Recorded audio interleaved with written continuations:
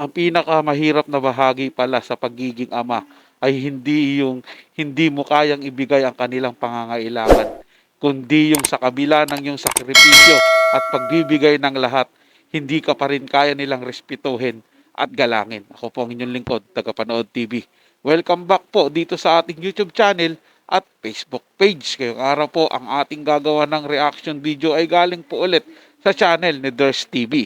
Nasa description po yung link ng kanyang channel, bisitahin po at pakisuportahan na rin. Pero kung bago lang po kayo dito, napadaan dito sa ating channel, huwag niyo po sanang kalimutan na mag-subscribe. Hit na rin notification bell para ma-update po sa mga video pang ating ilalabas. So simulan na po natin ang ating reaction video sa araw na ito mga tagapanood. Let's do this!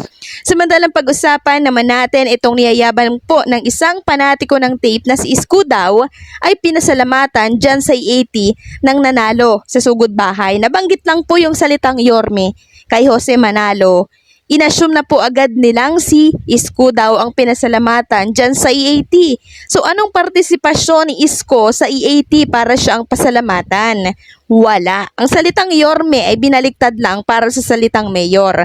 Pero hindi ibig sabihin nun ay si Isko na po ang pinasasalamatan sa EAT. So narito po ang video na kung saan ay inassume ng kabila na si Isko daw ang pinasalamatan dyan sa EAT sa sugod bahay. PJ, salamat po bossing. Salamat po sa Manalo at sa Yorme. So, narinig nyo po ba yung sinabi ni ate? Yorme daw po.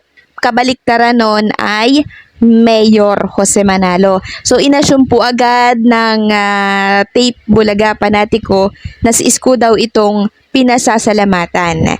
So, napakababaw po ng kaisipan ng ilang panatiko po ng tape Bulaga. Masyado nilang pinapa-obvious sa publiko. So, narito tuloy yung ilang komento po ng casual netizens sa naging post na yan.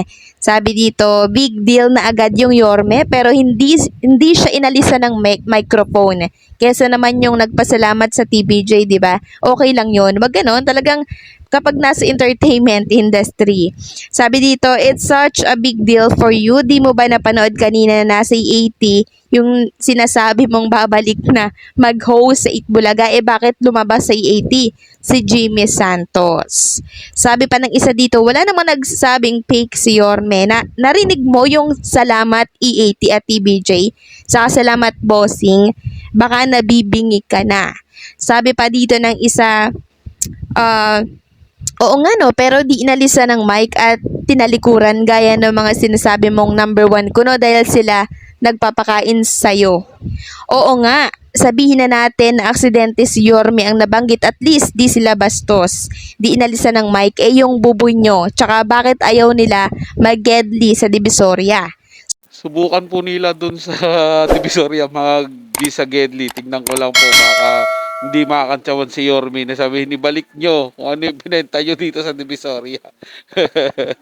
Baka ma-issue siya dun, di ba? Pero iwasan nyo po yun mga tagapanood. Pupunta lang yan din sila sa mga lugar na tingin po nila, kanila po. Di po ba? Hindi katulad ng AAT. Diba? Kahit saan yan, laban yan, kahit na kaninong baluarte yan. Basta gusto nilang magpaabot ng tulong, magbigay ng kasiyahan doon sa lugar na yan, gagawin po nila. At saka ito lang po yun mga tagapanood. Yung pagsabi po ng Yorme, masyado po kasi nilang pinahalagahan yung salitang Yorme. Pag sinabi na bang Yorme, kailangan ba kay ano na yon, kay Isko Moreno na yon? Diba? Siya lang po nagpauso o yung mga tao niya po yung nagpausong Yorme na itawag sa kanya. Pero hindi po nangangahulugan yan, mga tagapanood, na kanya na po yung salitang Yorme. Hindi po yan katulad ng salitang Dabarkads na talagang pag-aari po o sabihin na nating tatak po ng TBJ at ng legit Itbulaga. Mga dating Itbulaga po na wala po, na ano po na nandoon yung TBJ. Ngayon, 80 na po sila. Sila na po ngayon yung legit Dabarkads. At yung Yorme, kahit sino naman ginagamit, maski bata, ginagamit po. Maski Dabarkads, ginagamit din ng bata. Di ba mga tagapanood? Talaga lang pong gusto lang nilang ikabit yung pangalang Yorme doon po sa pagpapasalamat ng winner. Pero kung pinanood niya po ng husto yun at inintindi po, hindi naman po pinasalamatan yung Yorme nila eh. Ganito po kasi yun, di ba? Nagpasalamat sa TBJ, AAT. Tapos sabi niya po, salamat Jose Manalo, Yorme. Yun po, hindi yung nangangagulo, salamat Yorme. Hindi po ba mga tagapanood, gawa-gawa lang silang kwento eh. Pero at least mga tagapanood, pinakita po nila doon na kahit sige, banggitin yung ng iba, yung pangalan nung nasa kabila, hindi po nila aalisan ng mic yan at tatalikuran. Dahil mga matitinong tao po yan eh, yung mga nasa AAT, sa legit Dabarkads, mga matitinong tao po yan, hindi po kagaya nung nasa fake Bulaga, nang nasa G sa Gedli nila, ay hindi po natin sigurado kung matitinong tao po ba ito. Kasi wala namang matinong tao na aalisan ng mic yung ini-interview nila, sabay bigla pong tatalikuran eh. Hindi po ba mga tagapanood? So, bakit kaya? Ayan, basag na naman po si Isko dito. Sabi pa ng isa, Mayorme, hindi mo narinig at hindi siya nagpasalamat sa Take Bulaga. Tama, no? Wala pa ding partisipasyon dito si Isko sa EAT. Ang Yorme ay para po sa Mayor. Sabi pa ng isa dito, Yorme, pwede dahil baliktarin mo Mayor. Ganun naman minsan pero di naman binabanggit ang tape or EB tape unlike sa kabila TBJ or TB5 or EAT.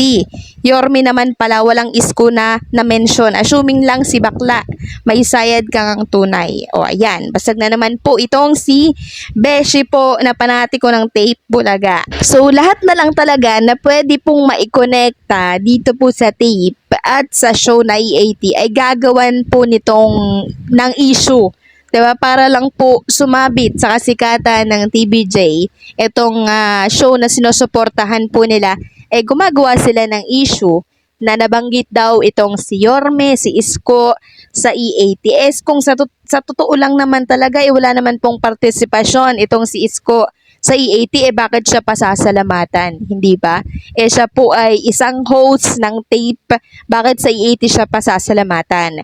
So malinaw na ang sinabi po nitong si ate na nanalo po dyan sa Sugod Bahay, ay para po yun kay Mayor Jose Manalo. Kasi mayor nga siya sa segment na Sugod Bahay. So binaliktad lang po ni ate yung mayor, di Yorme yun. Alangan namang si Isko ang pasalamatan, wala naman siya dyang partisipasyon sa EAT. Sus Mio Marimar talaga. So ano po ang masasabi ninyo sa update na ito?